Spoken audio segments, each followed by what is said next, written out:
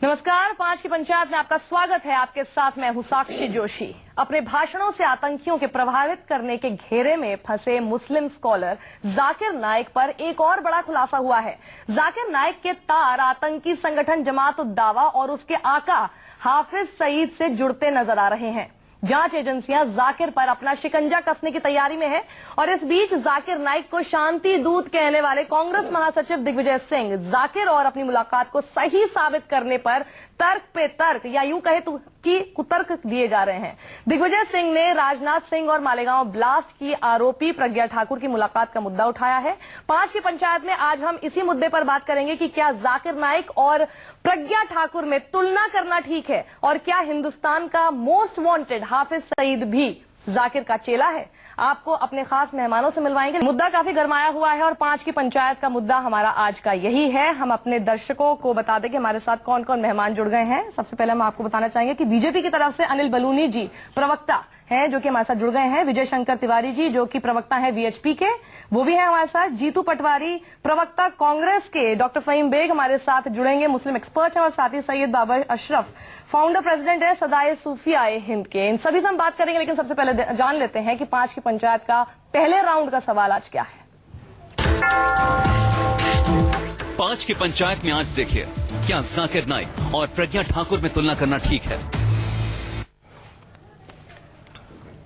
तो पहला सवाल आपने सुना, काफी लाजमी है ये सवाल उठना भी। इसका जवाब मैं जानना चाहती हूँ जीतू जी आपसे। जीतू पटवारी जी, आपको ये देखा होगा आपने, जब आप भी स्कूल में रहे होंगे, हम लोग क्या करते थे कि अगर होमवर्क नहीं किया तो जाकर टीचर से बोलते थे कि सामने वाले ने भी होमवर्क नहीं किया, आपने उसको तो सजा दी नहीं, मुझे क्यों दे दी।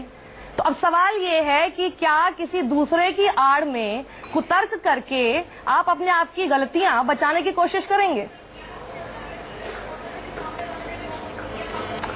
नहीं, बात यह है कि जिस तरीके से, पहले तो आप एक बात समझ लें कि मूल सवाल क्या है। मूल सवाल ये है कि इस देश में जितने भी फासिस्ट लोग हैं, जितने भी आतंकवादी गतिविधियों में लिप्त लोग हैं, जितने भी वो ताकतें हैं जो देश को बांटना चाहती है, तोड़ना चाहती है, इसमें नफरत फैलाना चाहती है, क्या उनके साथ कांग्रेस पार्टी है, उनके अगेंस्ट है। तो सीधे से आपको मैं समझाना चाहता हूँ, देश को बताना चाहता हूँ कि इस देश के, इस मुल्क की आजादी से लेके एकता और अनेकता बनाए रखने में कांग्रेस की भूमिका और मरते दम तक एक एक कार्यकर्ता। जवाब दीजिए, आप थोड़ा गोलमोल मत कीजिए। आधे घंटे की डिबेट है, बहुत टाइम नहीं है उतना। नहीं, बात यह है कि आपको समझना पड़ेगा इस बात को कि कांग्रेस पार्टी के मूल विचार क्या है। रही बात दिग्विजय सिंह जी की, दिग्विजय सिंह जी की, उन्होंने बार बार कहा कि मैं जब गया था तो शांति का पैगाम लेके गया था, भाईचारे की बात लेके गया था, इस मुल्क से, इस विश्व से नफरत कम हो, इस भावना को लेके गया था। अगर फिर भी नाइक साहब ने कोई बात ऐसी की है, अगर उनके खिलाफ आप सवाल खड़ा करें कि फिर भी की है, क्या आपने उनके वीडियोस देखे हैं? ये तो आप जीतू जी, आप सवाल खड़े कर रहे हैं कि अगर उन्होंने ऐसी कोई बात की है, अगर उन्होंने ऐसी कोई बात नहीं की थी तो 2012 में ही कांग्रेस की ही सरकार को क्यों प्रतिबंध लगाना पड़ गया उनके पीस टीवी पर। बिल्कुल, पीस टीवी पर अगर प्रतिबंध कांग्रेस ने लगाया, इससे समझना चाहिए कि कांग्रेस ऐसी फासिस्ट ताकतों के खिलाफ है। नहीं तो फिर आप अगर जैसे शब्दों का इस्तेमाल क्यों कर रहे हैं कि अगर उन्होंने कुछ किया है, अगर उन्होंने कुछ ऐसा कहा है, अगर का तो फिर सवाल ही नहीं खड़ा होता ना। आप ही की पार्टी ने उन पर प्रतिबंध लगाया। मेरा आपसे अनुरोध ये है कि कानून और सरकार दोनों को ये तय करना पड़ेगा, संविधान के अंतर्गत भारतीय राष्ट्रीयता को कौन ठेस पहुंचाता, कौन उसको तकलीफ देता, उसके खिलाफ कार्रवाई करनी चाहिए। अगर ये इसलिए लगा कि अगर उनने किया है, कानून संबंध ऐसी बातें आती है तो बिल्कुल कार्रवाई होनी चाहिए। बिल्कुल, तो अगला सवाल मेरा आपसे यही है कि अगर आपको लगता है संविधान के तहत ऐसे किसी शख्स के खिलाफ कार्रवाई होनी चाहिए तो प्रतिबंध तो लगा दिया, लेकिन फिर कार्रवाई क्यों नहीं की आपकी सरकार ने?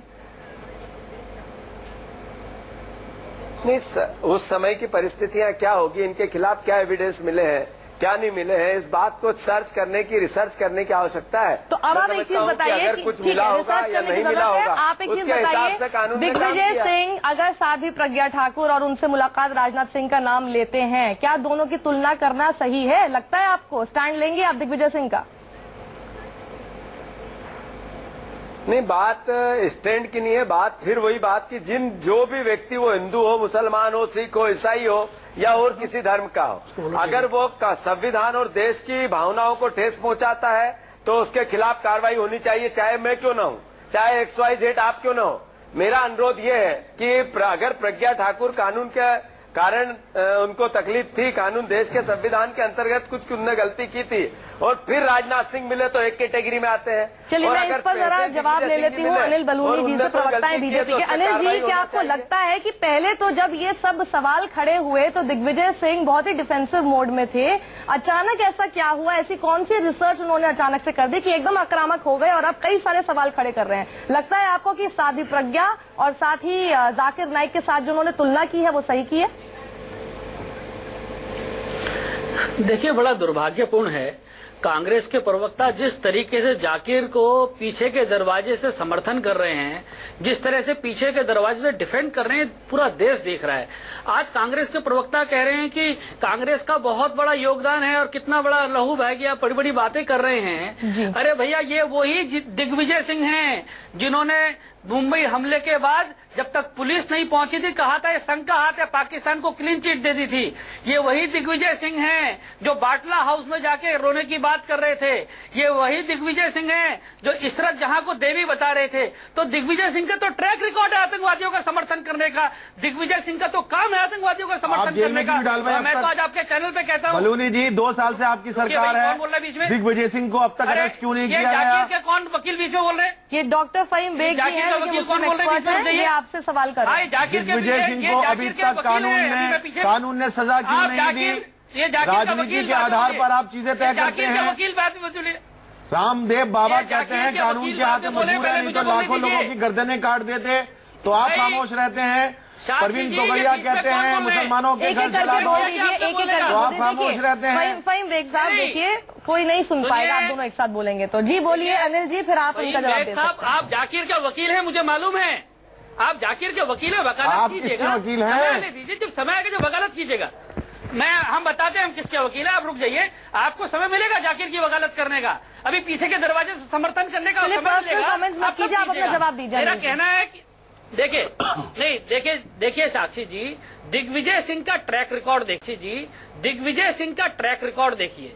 दिग्विजय सिंह सदैव आतंकवादियों के साथ खड़े हुए, चाहे याकूब मेमन हो, चाहे अफजल गुरु हो, सबके साथ दिग्विजय सिंह खड़े होते हैं। तो इसका मतलब आप किसी के साथ फोटो खिंचवाने से कोई गलत नहीं होता, ये मैं भी मानता हूं, लेकिन एक आदमी हैबिचुअल ऑफेंडर है, एक आदमी आदतन आतंकवादियों का समर्थन करने वाला है, उसका नाम दिग्विजय सिंह है। इसलिए कांग्रेस के प्रवक्ता कृपया करके, और मेरे कांग्रेस के लोगों से कहना है, इनका समर्थन मत कीजिए। आप 44 में पहुंच गए हैं, हिंदुस्तान की जनता ने इसीलिए आपको नकारा है कि आप आतंकवादियों के साथ खड़े हो रहे हो। ठीक है अनिल बलूनी जी, मैं जरा डॉक्टर फहीम बेग से लेना चाहूंगी एक रिएक्शन। जी देखिए, बुनियादी बात यह है कि ये सब कुछ बहुत, मैडम एक मिनट, मेरी पूरी बात सवाल एक मिनट मुझे जवाब देना पड़ेगा। आप अरे भैया, आपकी तो बात पूरी हो चुकी है, कितना बोलोगे?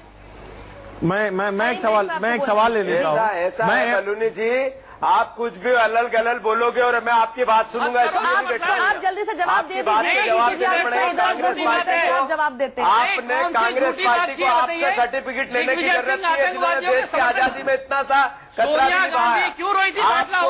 आप भारतीय जनता पार्टी, अरे बात जाकिर नायक की हो रही है, आप लोग किधर ले जा रहे हैं? हमेशा से अंग्रेजों का समर्थन किया आरएसएस। जीतू जी, इसीलिए मैं आपसे जवाब अभी लेने नहीं कर रहे हैं, शुरुआत में भी यही किया आपने। फहीम बेग जी, आप बोलिए प्लीज, मैं आप दोनों की बात सुन नहीं पा रही हूँ। सर मैं आपकी बात नहीं सुन पा रही हूँ, भले ही 2 कान है हमारे पास, सुन हम एक ही की बात सकते हैं एक बार में। जी फहीम बेग जी बोलिए। बेसिकली हम जाकिर नायक को लेकर बहुत जल्दबाजी कर रहे हैं। अभी वो आरोपी भी नहीं है और उन पर कोई जुर्म साबित भी नहीं हुआ है, और इस तरह से हम मंचों पर बैठकर उनको वकील आ गए, मैंने कहा था ना, अरे आप सुन लीजिए, मैं आपकी बात पे नहीं बोला था, आपने बोला था। अरे बलूनी साहब, अपना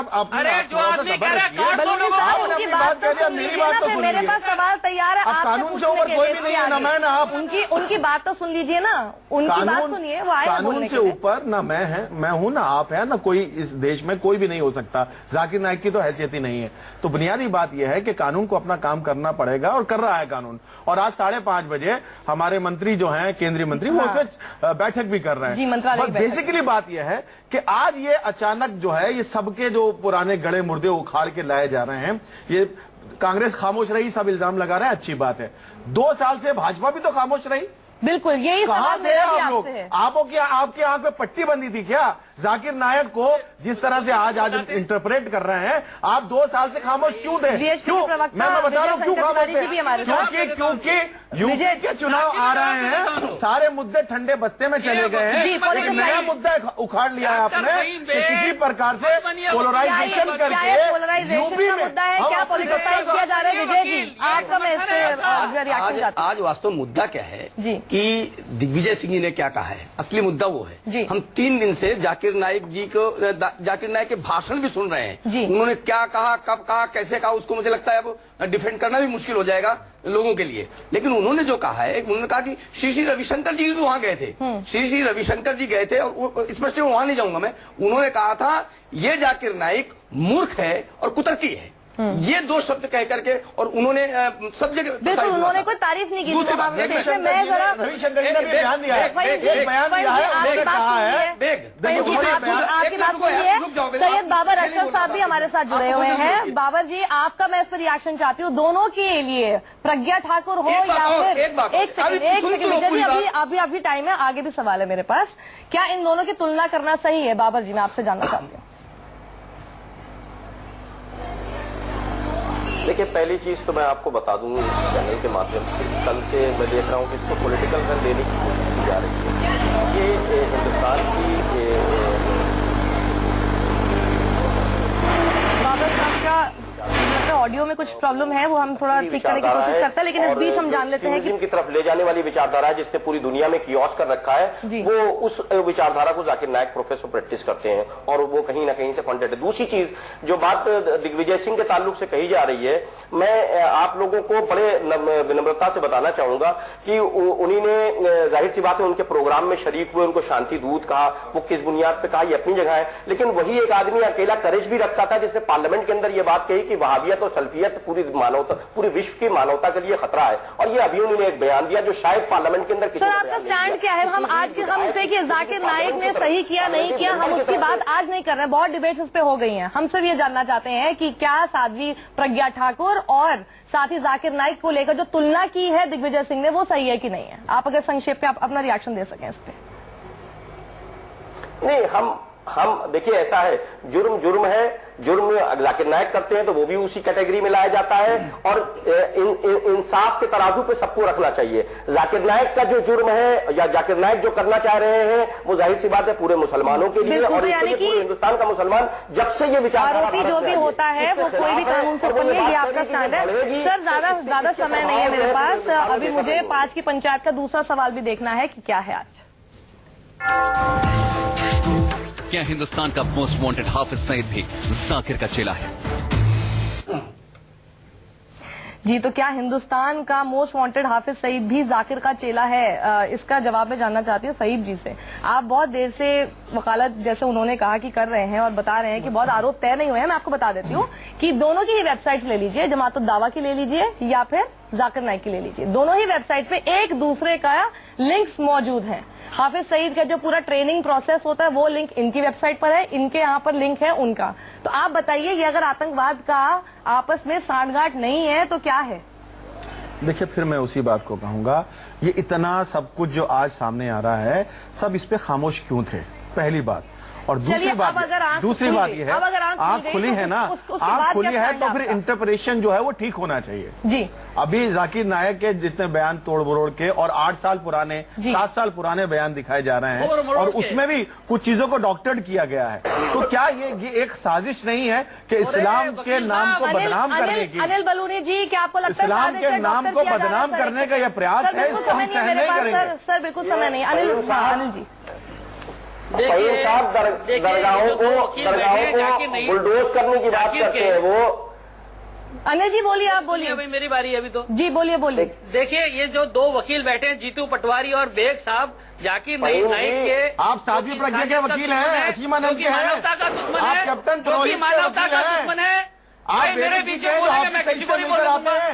जो हाफिज सईद से वैदिक जी आपसे मिलकर आते हैं, आप उनकी वकालत कर रहे हैं। अपने संस्कार मत उनके दिखाइए, खिलाफ कोई कार्रवाई नहीं की गई। जो पाकिस्तान में जाकर हाफिज सईद के जाके चाय पीकर आ रहे हैं, उनसे गले लेकर आ रहे हैं, उनका आशीर्वाद लेकर आ रहे हैं, वकील उनके साहब, खिलाफ कोई कार्रवाई नहीं की। आप दोनों से मेरी गुजारिश है, विजय शंकर जी, आप जाते जाते बोल दीजिए, आपको बहुत संक्षेप में रिएक्शन। मैं बिल्कुल संक्षेप में बोलूंगा। एक तो बेग साहब और हमारे कांग्रेस, इन दोनों के स्वर एक हैं और कहीं न कहीं ये पहले भी आतंकवादियों का बचाव में खड़े रहे हैं और आतंकवादी जो जेलों में बंद थे उनको छुड़ाने का भी काम कांग्रेस ने किया था और उसके बदले में प्रज्ञा भारती को बंद किया गया था और हिंदू आतंकवाद का हवा खड़ा करके करने वाले हैं, बदनाम करने की आप लोग एक दूसरे पर लांछन लगा रहे हैं।